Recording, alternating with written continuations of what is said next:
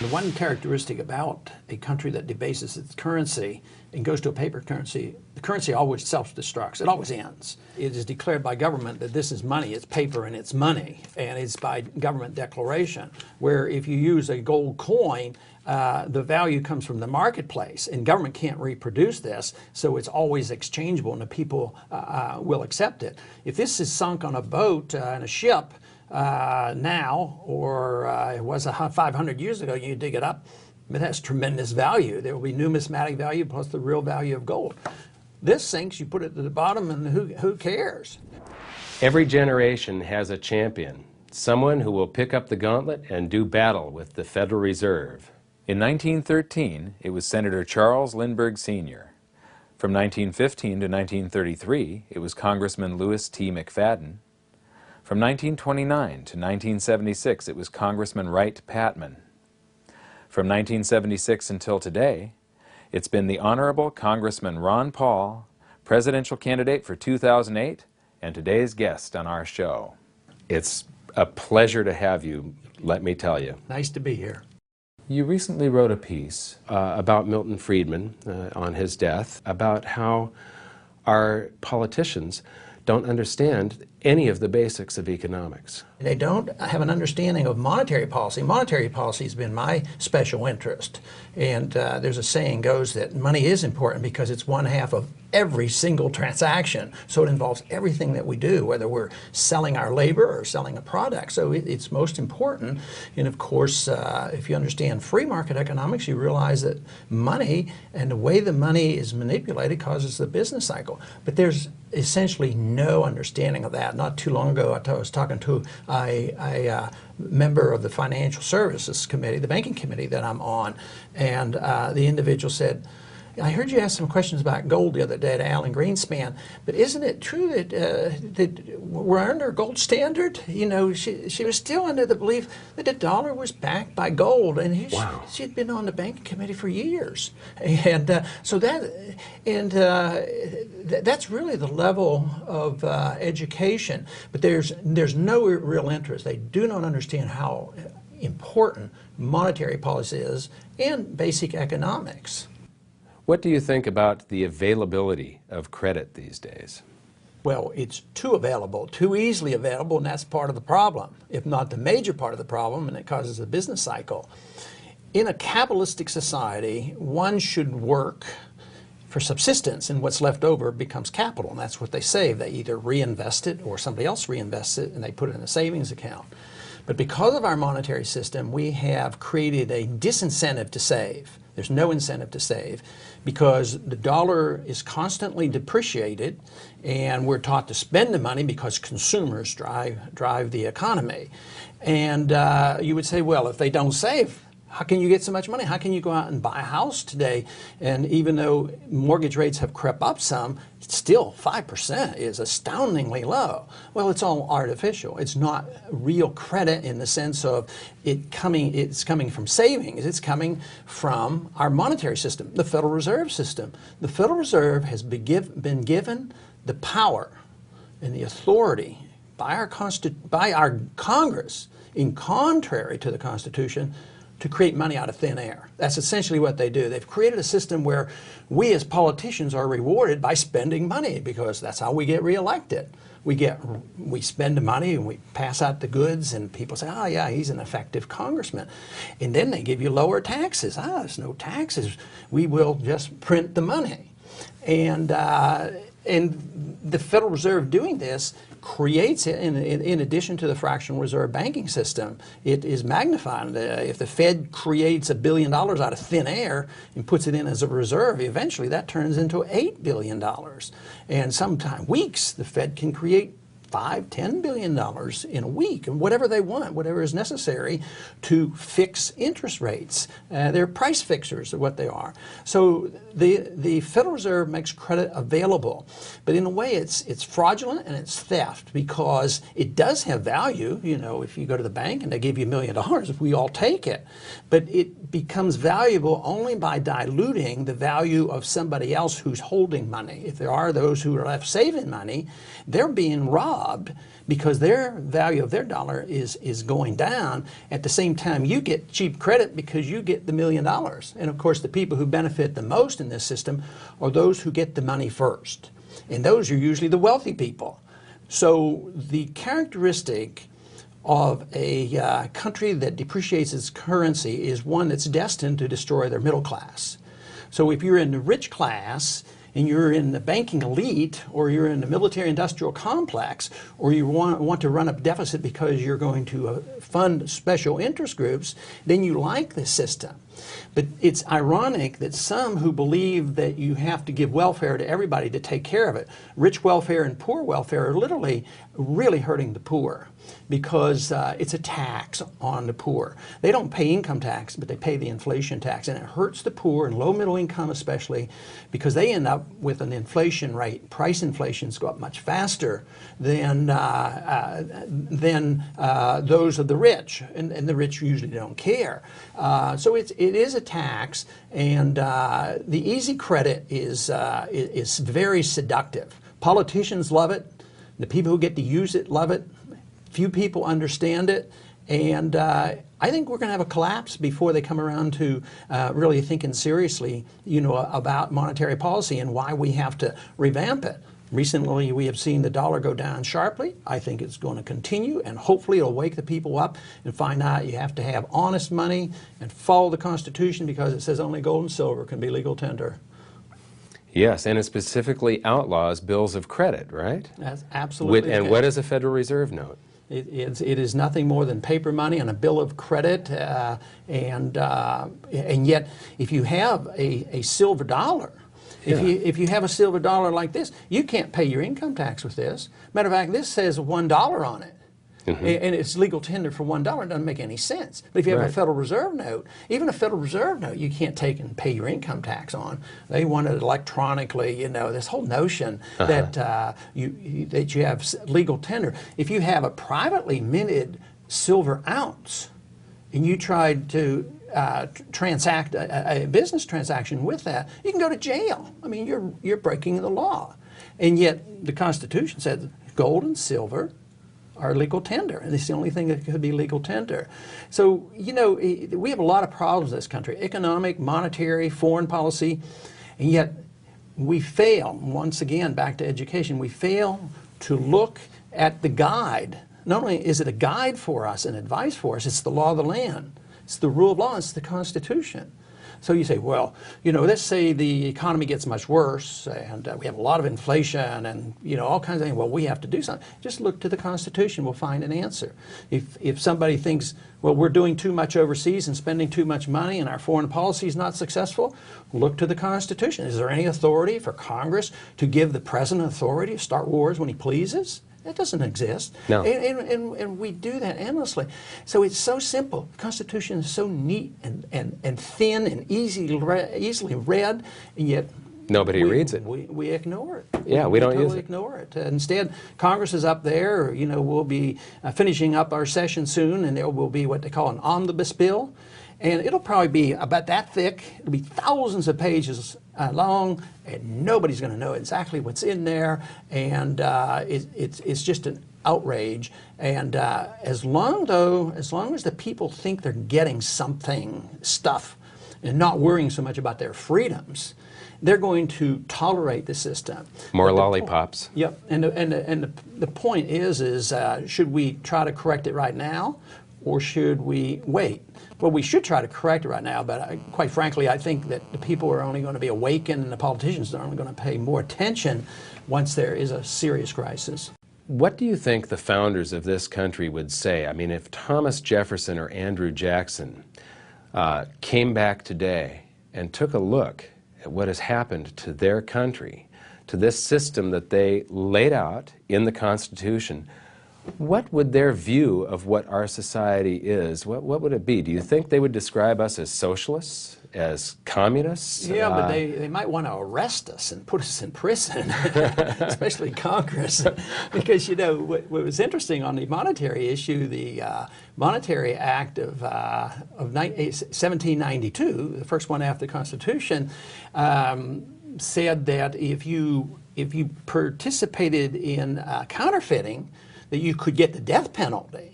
And to them, counterfeiting was printing notes that were worthless. Bills of credit. Because they knew what it was like when the Federal Reserve notes. when the continental dollar went to zero, and they knew what runaway inflation was. And I'm sure Jefferson and others would say, look, don't you remember, what happened? So if they instituted the death penalty for counterfeiting, he would say, in a moral sense, this is what we've done. We have legalized counterfeiting. You and I can't counterfeit. Fortunately, that's still against the law because it's fraud. But why is it that the government's allowed to do what we're not allowed to do? See, there's a basic principle in a free society is that governments can't do what you and I, we can't steal and rob and hurt people. Unfortunately, that's still generally understood that that's a good rule. But we have failed to recognize that the founders understood that governments can't do that either. So if fraud and deceit and paper money is all bad and warmongering is bad, for the people, then governments should be held accountable. So I think they would be outraged. But I bet you they would understand, because they warned us against this. They warned us, and they did not like pure democracy. They wanted a republic. And they would say, well, you're not, their first words would probably be, well, you become an obsessive democracy where the majority rules. And you're picking socialism, but it's the idea that majority rules and comes in and say, well, we want this and we want that, and as long as the majority opinion thinks they're getting something, and they would probably say, well, you have succumbed to the temptation of getting something for nothing, but you better watch out, because if you get something for nothing, you're going to lose it. Yes. You were talking about the government printing money, and but what most people don't know is that the government actually borrows money from a private bank that they've authorized to create the money for us, the Federal Reserve. Can you expand on that part, how it reflects on the Constitution, Congress allowing a private bank to create our money? Yes, and that's tricky, and it's a tricky language as well, because it is a central bank, and Hamilton liked it from the very beginning and started a national bank, and then of course Jefferson got rid of it, and then soon there was another national bank, and Andrew Jackson got rid of it. But the Constitution does not authorize central banking, but the current central bank we have is the Federal Reserve System, and a lot of people refer this as a private bank. And in some ways that isn't fully descriptive of what it is. It's private it's private in the sense that private individuals benefit. The banking elite benefit, and they're the insiders, and they rule. And it's very secretive. I can, as a member of Congress, I can find out more information about what the CIA is doing than what the FOMC is doing, the central bank, what they're doing on monetary policy. That's very, very secretive of what they're doing. But the Congress created it. So it's not like General Motors being a private company. In some ways, it's almost worse than just saying private. The benefits are privatized, and yet it's ultra secretive and all powerful. A person that runs the Federal Reserve, especially when you have somebody like Alan Greenspan, he is probably the most powerful man in the world. As long as the dollar is the reserve currency of the world, Federal Reserve Board chairman can make or break a president. They have more control over the economy. Ultimately, though, and this is where I find a sense of optimism, ultimately, though, the marketplace rules. And that's why I'm optimistic that this will all be sorted out. Take, for instance, in the 60s, we all knew that $35 an ounce wouldn't hold for gold because we knew they printed too much money. But the authorities, the central bank and the Treasury and everybody got behind supporting gold, the dollar at $35. You're talking about the London gold pool now? The gold pool and the pseudo-gold standard of Bretton Woods. Yeah. And this is when I became a true believer, because I read Austrian economics and I said, it won't work, it won't work. And boy, August 15th, 1971, the Bretton Woods collapsed. And of course, gold took off. So the market ultimately rules, even though under today's circumstances, a Bernanke or a Greenspan, very, very powerful. And they might, I'm sure they are trying to manipulate the price of gold, and they're always trying to manipulate the value of dollars, and the people are deceived, and the world plays this game that the dollar is as good as gold and it's a reserve currency. So we have this wonderful benefit in this country of printing gold. It used to be you had to earn the gold, and then if you spent it, you had real money. But now the world has been deceived. Instead of it totally collapsing in 1971, we inherited a system that allowed America to be the producers of gold, which is paper, and we have great commodity or consumer goods, but we lost all our industry because it was much easier to ship these jobs out and let somebody else do the hard work, because we have the unlimited supply of gold, which is our dollar. Mm-hmm. And so it's been a fantastic thing. But I'm convinced that the system we have today will no longer last than did We're Bretton abusing Woods. it too much. And people will come around to rejecting the dollar, because we depend on countries like Japan and China to finance our current account deficits. So we get the money comes flowing back, and they loan it to us at cheap rates, and we finance our war and our welfare. I mean, if this system could continue to work indefinitely, it would mean that Americans would not have to work ever again. We would just loaf the rest of our lives and just print the money and buy whatever we needed. And one day, a long time before we all quit working, the world will wake up and find out that we in this country who have lived beyond our means unfairly will be living beneath our means. And even though the very wealthy who have benefited tremendously from this system, many of them will know the tricks of the trade, and they know what to come in, and they'll protect themselves. But there'll be many of those who don't quite understand this and think that this wealth is perpetual, and they'll be brought down as well. I'm in the business of protecting liberty as a congressman. So that's my goal. And I think of what's happened in third world countries, or in particular in Germany. Ultimately, when you have chaos, economic chaos brought about by monetary manipulation, runaway inflation, the threat is not to the loss of their personal wealth, which is a possibility. The real tragedy is the coming of a dictator. You know, whom are we going to blame? The Nazis blamed the Jews, and it has to be always a scapegoat. And then they go in and accept the dictator, and it takes a long time to iron that out, and too often that leads to war. And just back to the basics, the education, the understanding, the founders' message, the message we have in our Constitution, it could all be preventable, but we yield to the temptation of a free lunch. Is the problem. Can you tell us a little bit about the entitlements? Well, there are too many, because we should be entitled to our lives and entitled to our responsibility to take care of ourselves. That's what's in the free society. But entitlement is a very, very deceptive term. Most people think an entitlement is like a right.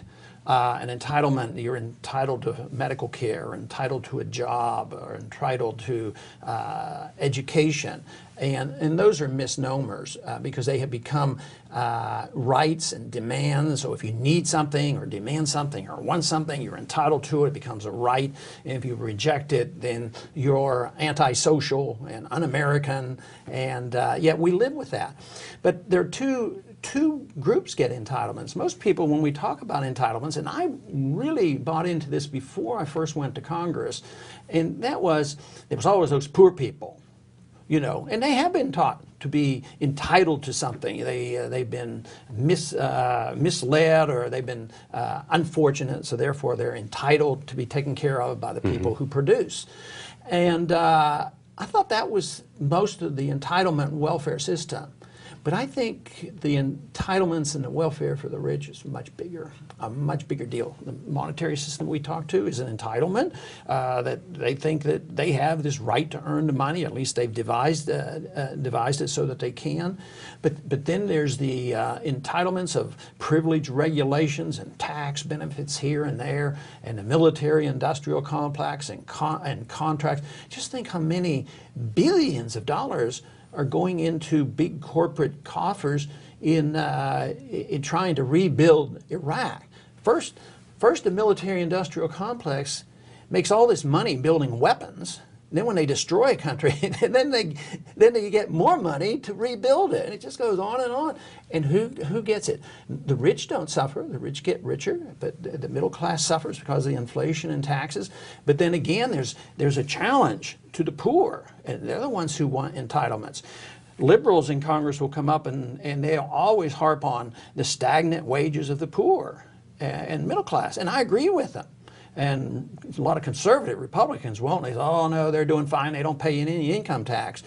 But I agree with the liberal who said the income for average people is being fixed the last 6 or 7 years, no increase whatsoever. And yet the liberal says, well, they're entitled to a better living. We're going to raise the minimum wage. We're going to give them more money for their entitlement, more education, more schools, more medical care, more housing, and we're going to tax the rich. But that makes the problem worse. Mm-hmm. What they have to do is understand, back to the monetary policy, the liberal has to become more populist understanding about how monetary policy is so anti-middle class and anti-poor, and that just taxing productive citizens, there's a lot of productive citizens in this country who do it on their own, and they're not part of the very rich who benefit from government, and to tax them is detrimental.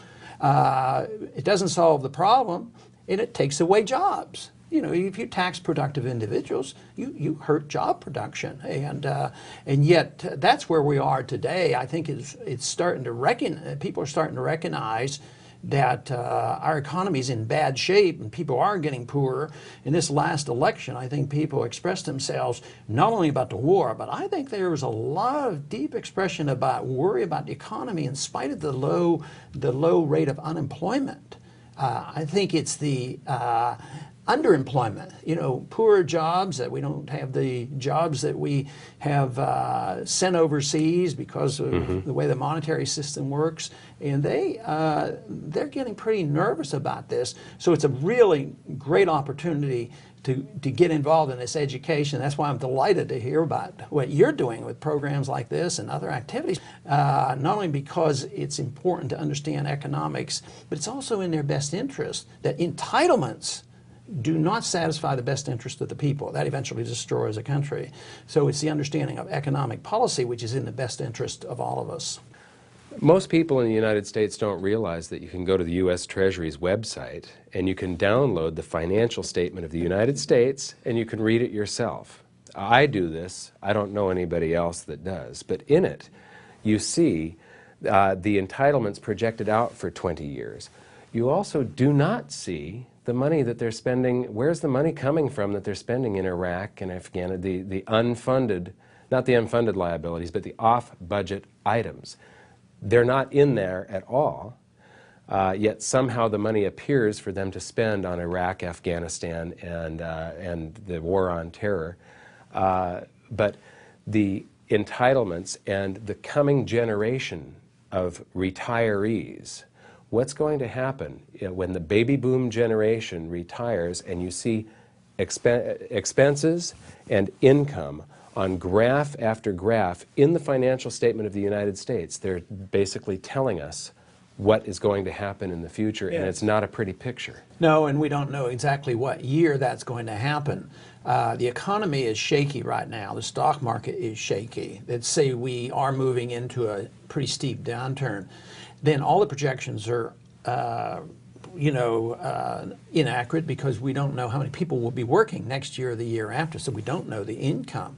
And we can estimate to a degree the expenses, but even that is difficult because private pension funds are insured by the government and they're going to inherit a lot, and we are transferring some of the medical responsibility from private corporations who no longer can happen, like the prescription drug program was a transfer from private responsibility to government responsibility. And this is so huge that nobody can quite comprehend it. It's into the many, many trillions of dollars. All we know for certain is it's not workable, and it will fall apart. But I always tell the elderly, you're always going to get a check. we're always going to send you a check for your Social Security, and it's going to go up. But we will always fudge on what the real rate of inflation is, so it will never go up quite for you. So your real income is going to stay flat or go down. But you're always going to get a check, and they'll try to keep up. But the question is what's it going to buy? You know, even if it comes gradually, and electricity doubles, and your check doesn't double, you're going to suffer.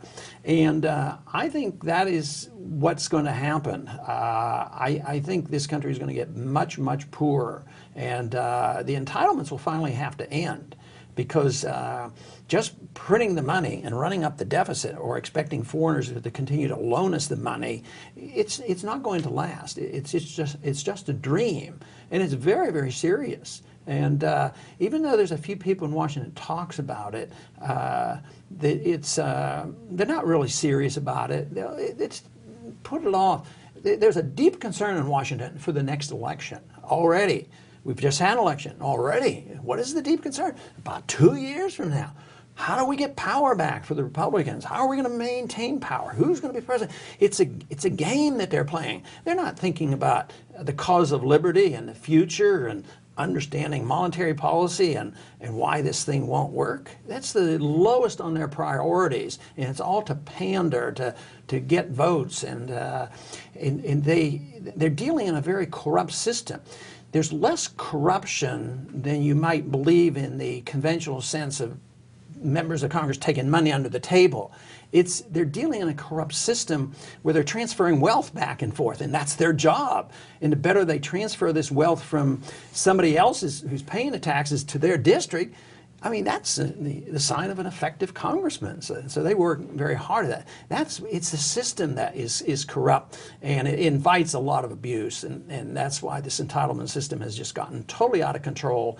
But in a way, though, when the crisis hit, there'll be some good things that come about it. People will recognize that hard work is an honorable thing to do, and we have to work to maintain a standard of living. And it means also that we're going to pull in our horns. We won't pretend that we can tell other people how to live, and that we're going to take democracy. Well, the founders didn't even like democracy, and we're expending lives and hundreds of billions of dollars to go over there and tell the Iraqi people how they're going to live. I mean, that's going to end. It's going to end, not because of great wisdom gravitating to Washington. It's going to end because we're going to run out of our wealth, and the entitlement system will be declared bankrupt. You mentioned earlier about printing money and the decline of the middle class when this happens. There's a number of examples in history of this happening before. Have you got any comments on that? Oh yes, they're frequent, and the one characteristic about a country that debases its currency and goes to a paper currency, the currency always self-destructs. It always ends. I mean, today, you know, tell us the difference between an asset-backed currency and a fiat currency. Well, the fiat means that it is declared by government that this is money, it's paper and it's money, and it's by government declaration. Where if you use a gold coin, the value comes from the marketplace, and government can't reproduce this, so it's always exchangeable, and the people will accept it. If this is sunk on a boat in a ship now, or it was 500 years ago, you dig it up, it has tremendous value. There will be numismatic value plus the real value of gold. This sinks, you put it to the bottom, and who cares? You know, this loses probably 5 to 10% a year in value. So it's very, very destructive. And that's why it's so important to have real money. And the other important reason, other than the economic reason, is it restrains government. If we had hard money, and we had to pay our bills, we would have to tax everybody for the entitlement system and the war. Taxes would double, maybe. I mean, there would be a huge increase in taxes. The other thing I would like to do is make everybody pay on a monthly basis. Mainly not to annoy them. To remind them, yes. To say, this is what you're paying for government. And the government's not allowed to spend any money other than what they take, and they have to get out of this business of financing big government. Because when you do this, when you have this right to print money, you produce big government, and the government does the wrong things, always at the expense of individual liberty. We have examples, so many examples. India, up until just the past couple of decades, China under Mao, the USSR, managed economies. When government gets big and tries to manage an economy, it's always disaster. It never works. Is there ever any example in history of a government being able to print or borrow its way to prosperity? Only temporarily. And I would say that we're in that stage right now. We're temporarily very wealthy because there's still this trust in the dollar. And I would say 30 years, since it's just pure fiat money, since 71, 30 some years now, that we have, on the short run, benefited by this. But long term, no, I don't think there's any example. The longer it goes, and the more pervasive it is, the more likely it is you're going to end up with runaway inflation like they had in Germany or third world countries in Central America, even Mexico. They've had several new pesos introduced because the peso lost devaluations of their money. Devaluation. So it ends, but nobody can say, well, you know, the Chinese 1,000 years ago had a paper currency that lasted for 1,000 years and it was great, you know, great prosperity with it. No, it doesn't work that way. It always brings poverty and it always ends. The paper money will end. You're a Republican, but all of everything that you stand for seems to be libertarian. Why is it that you run on a Republican ticket when I don't see much correlation?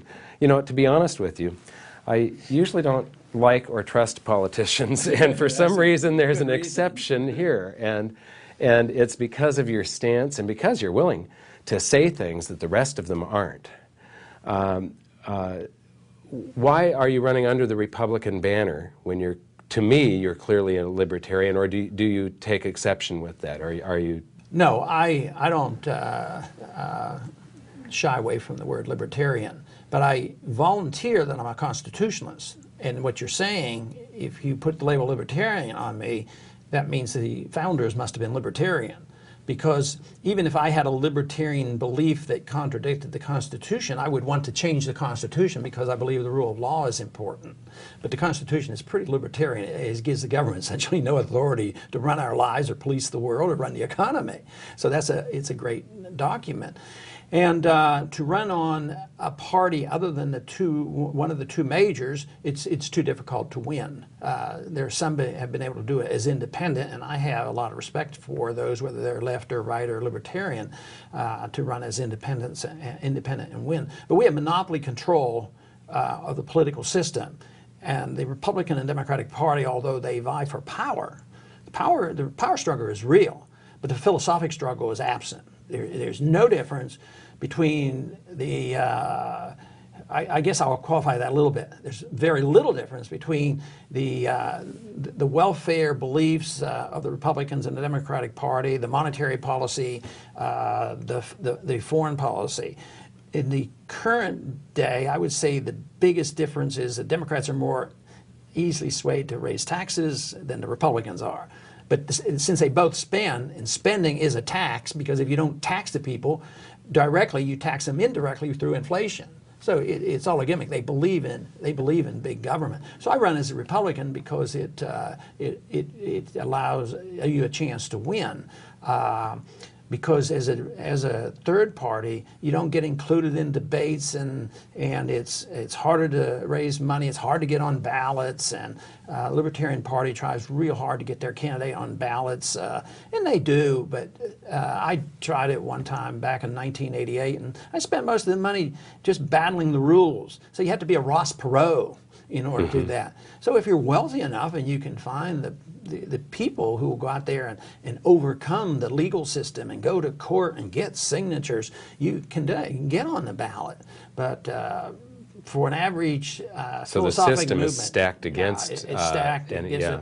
And I think somebody could have my views and run as a Democrat. Matter of fact, after this last election, a Democrat that beat a so-called conservative Republican called me, and she was all excited. She says, guess what I did? I had used a lot of your supporters up in my district, and I used some of your literature, and I won a seat, which was exciting. Wow. That they took these constitutional views, more libertarian views, and were able to use it and win a Democratic seat. And she said, I want to be an ally of yours. And she had never been in office before. So this can happen. So we have a mess and a lot of cards stacked against us, but we're still free enough to participate. The fact that you can still do television programs and you can do homeschooling and private schooling, and even a guy like me can get elected to Congress. So there's still enough freedom left, and we need to use it to go in the opposite direction of recapturing our freedoms, rather than sitting back and saying, well, there's not much we can do.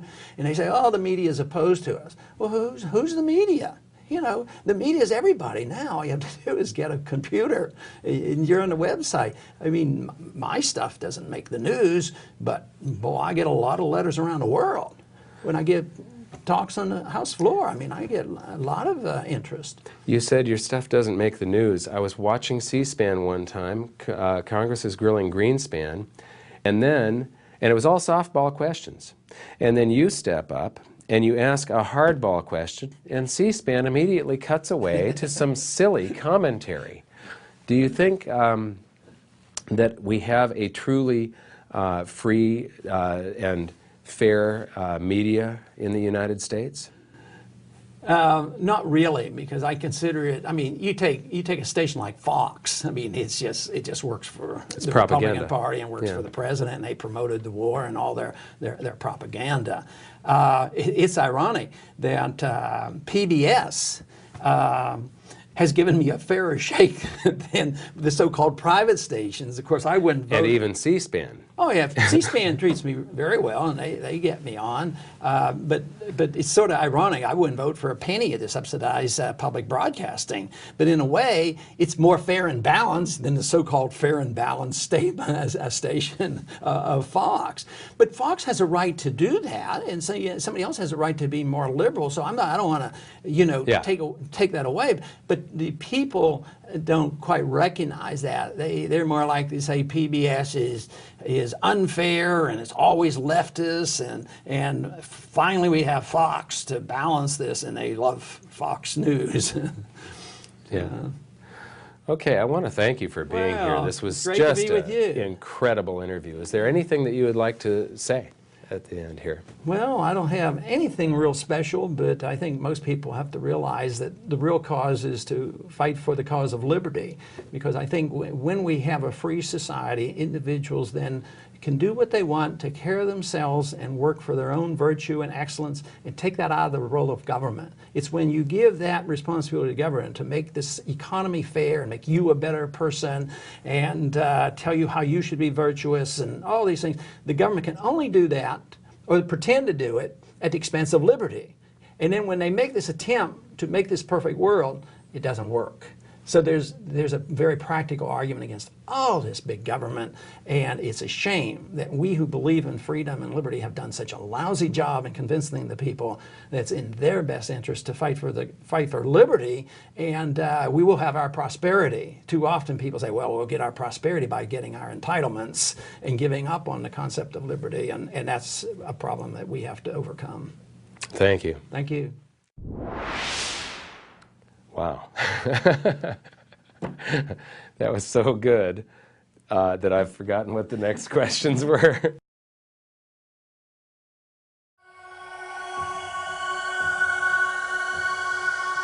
If you know how the world financial system works, you know the game that you're playing. And if you don't know the game and the rules that we're playing by, you're going to get slaughtered. You are going to get slaughtered.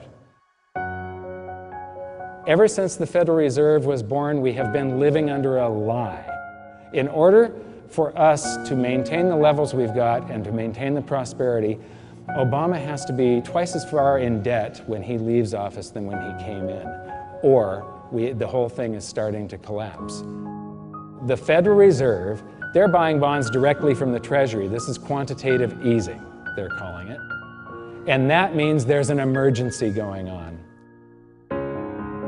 I could see that there wasn't anything in history as far as finances go that was as much of a sure thing as gold and silver accounting for the expansion of the fiat currency supply. There's absolutely no chance in hell that this won't happen. Right now it takes about $15,000 to $20,000 an ounce gold. I believe that there's going to be deflation first, and then all of the world's central banks will start printing like crazy to get us out of that deflation, and Ben Bernanke will be leading the charge. And you can't have a debt that is 10 times the size of your economy. It's not possible. Everything comes to a screeching halt first. I got to show you that the world's stock markets and real estate bubbles have to continue crashing, because all it is the market trying to seek fair value. It's trying to seek equilibrium. This is what the markets do. It is their job. Basically, you know, our entire currency system is imaginary. It doesn't really exist. It's just that we're all dreaming the same dream. If anybody chooses to wake up, it's over with.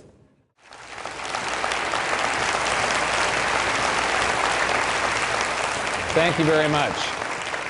I'm Mike Maloney, author of the best-selling book on precious metals investing, Guide to Investing in Gold and Silver. It's part of the Rich Dad series that Robert Kiyosaki started.